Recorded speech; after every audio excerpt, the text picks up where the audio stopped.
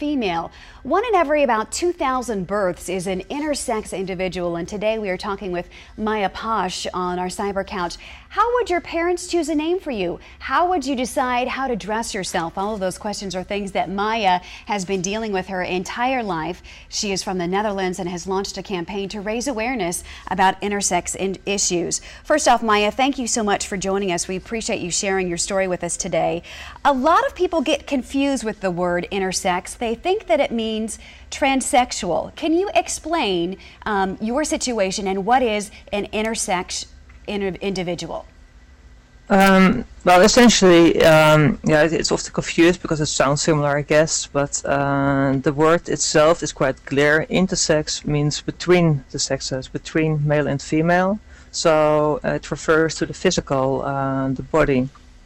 So, well, intersex, it's not about one condition. It contains lots of conditions. It also occurs in about 1 in every 1,000 cases, up to 1 in every 25, depending on which conditions you include. 1 in 1,000 cases in the entire world.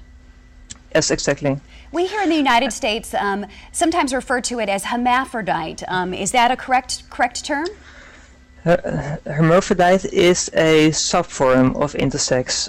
I am a hermaphrodite, which is quite rare because it usually involves that male and female embryo merge in the womb, like what happened in my case, with 2 cell lines competing for dominance for the male and female side. Well, there are many other forms. One very common one is called AIS. It's androgen insensitivity syndrome, which means that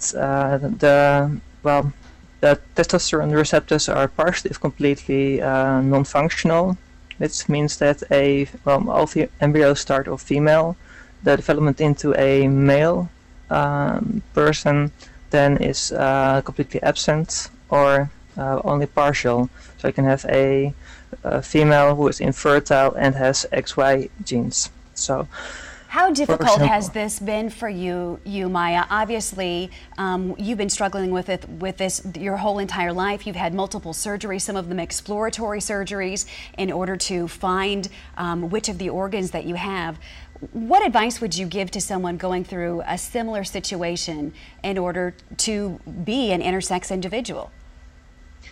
I guess the best advice I can give is that do not stick around too long if the country you're in does not provide adequate health care. I mean, looking back, I should not have tried to get help in the Netherlands for so long.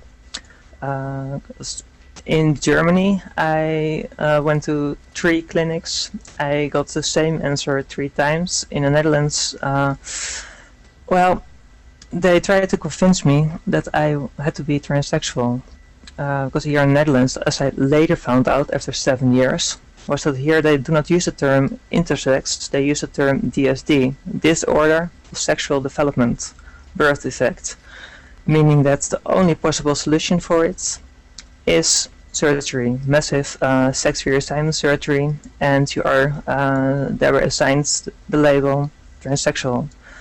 They went so far as to deny my claims, well, my request, I should say, to have examination performed. They lied about, well, medical results, MRI scans. In Germany, they did see a closed-off vagina and such. In the Netherlands, they kept denying that. In the Netherlands, they have faked a mosaic test. And you've been through an incredible journey, and I'm sure it goes on and on. We want to talk with you a little bit later on in this newscast. You have a blog that I have up right now, and mayaposch.com. If you'd like to check it out, it's also on our Facebook fan page, Google+, Twitter as well. And we want to talk with you in just a moment a little bit more about your blog and your efforts to raise awareness for intersex individuals. Maya Posch, I appreciate you joining us. Thanks so much. Dave? Sarah, being outdoors tonight, walking from the car into the stores through that parking lot may not be much fun as our temperature